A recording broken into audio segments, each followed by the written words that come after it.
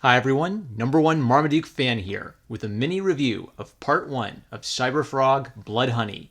Just today, artist Ethan Van Sciver released the first 17 pages, which make up part 1, and announced the book is assembled and going to print.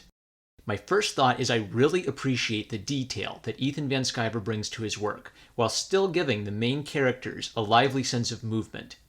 Kyle Ritter, who goes by Def Colorist on Twitter, compliments EVS's detailed drawing style with subtle shading, but thankfully he doesn't use unsaturated colors.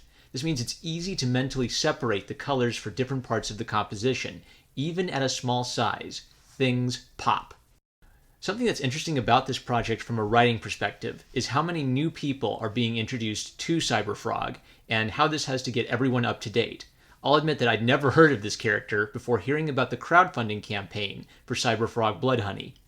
EVS has explained on Twitter that you do not need to read the non-canon older issues to keep up with what's going on in Blood Honey, which will be completely standalone. And while I think it would be fun to read those old adventures, I think the first chapter does a great job of giving the reader everything we need to know without burdening us. The dynamic angles and lively art keep the talkie-talkie scenes interesting as Cyberfrog and Salamandroid are born of alien technology and interact with the ship that created them.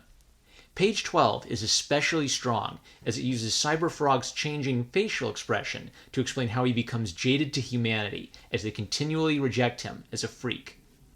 His friendship with the beautiful Heather Swain reminds me of how April O'Neil plays a pivotal role in the Teenage Mutant Ninja Turtles' lives, as she recognizes their heroism despite their inhuman appearance.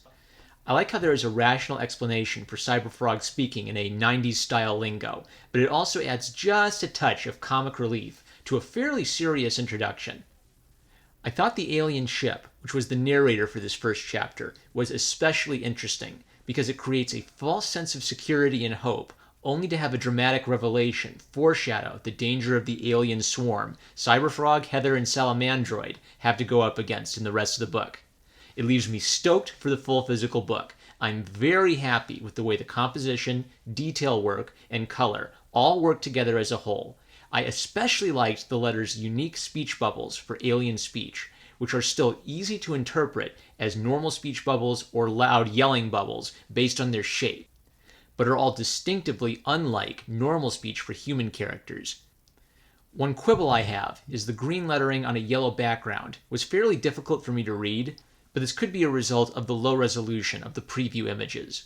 The first issue does exactly what it needs to do, not only introducing the main characters, but showing some of the soul and motivation of the cast, with Salamandroid being more of a lovable, trusting kid in a monstrous body, and Cyberfrog seeming more mature, but also jaded by his negative experiences. It's tightly packed, well-paced writing. As of the time I'm making this brief review or preview of Part 1, you can still back the final variant cover for Cyberfrog and get this book. As I understand it, the store will remain open until the book is sent to the printer, so I wouldn't wait around too long if this looks interesting to you. Let me know what other indie comic books you'd like to see me review, and let me know what books you're excited to see come out. Check out my Subscribe Star if you want to support this channel. Thanks to everyone who is supporting and watching my channel. With that, I'm number one Marmaduke fan. I love you guys, and I'll catch you later. One quibble I have is the green yellowing on a